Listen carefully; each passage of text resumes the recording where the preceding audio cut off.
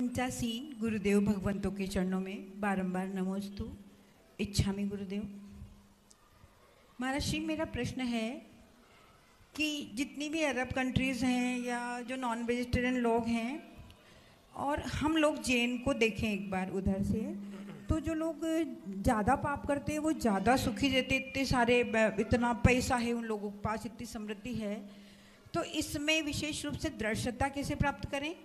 और दूसरा गुरुदेव, जब भगवान के सामने जाते हैं तो हमेशा भावना यही रहती है कि भगवान मरण होने से पहले आपके प्रति इतनी दृढ़ श्रद्धा हो जाए कि समाधि मरण आपको देखते देखते हो जाए, आंखें वहीं खुली रह जाएं आपकी। तो इसके लिए क्या भावना करें गुरुदेव, और इसके लिए दृढ़ श्रद्धा कैसे प्राप्त? देखिए, नमोस्तु महाराज। कर्म सिद्धांत को सुनना, समझना, पढ़ना बहुत ज़रूरी है। ये आज की कहानी नहीं, पुरानी कहानी है। जो पाप कर रहा है उसके घर में धन बढ़ रहा है, समृद्धि बढ़ रही है, दिन भर जीवों की हिंसा कर रहा है और शाम को देखता है कि तेल का रेट बढ़ गया तो उसकी संपत्ति डबल हो गई। मतलब उसके आने वाली 2 पीढ़ी की व्यवस्था थी तो 6 पीढ़ी की हो गई। ऐसा होगा।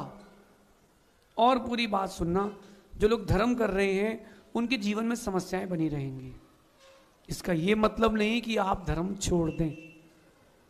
इसके अंदर का अभिप्राय समझे, कर्म सिद्धांत को समझे। एक शब्द आता है अबाधा काल। कभी आपने सिद्धांत ग्रंथों को, गोमट सार जी को पढ़ा हो?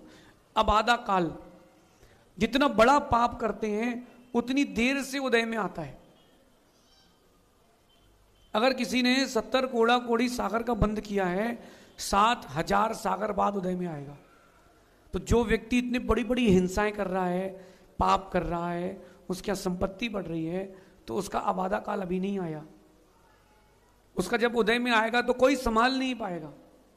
और दूसरी बात, जो व्यक्ति धर्म कर रहा है उसके साथ क्या हो रहा है, वो थोड़ी पूजा करी, भगवान की सेवा करी, कर्म उदय में आ गया। ये क्या हो रहा है, वो जो पैसे वाला व्यक्ति है जिसका पैसा बढ़ रहा है, हिंसा पाप के बाद भी उसके सारे पुण्य का उदय आ रहा है ताकि उसको नरक जाने में दिक्कत नहीं हो, क्योंकि पुण्य बच गया एक कणिका भी तो नरक नहीं जा पाएगा। और जो धर्म कर रहा है उसके साथ संकट आ रहे हैं, परेशानी आ रही है। वो इसीलिए आ रही है कि अनंत कोटि भाव के कर्म आज बहुत छोटे में उदय में आ रहे हैं, और वो कर्म उदय में आ रहे हैं ताकि उसको स्वर्ग मोक्ष जाने में दिक्कत ना हो।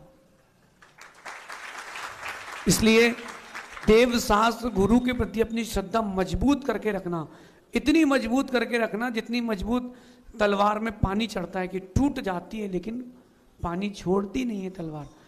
दिन अच्छे चाहिए हैं तो आज झेलना पड़ेगा।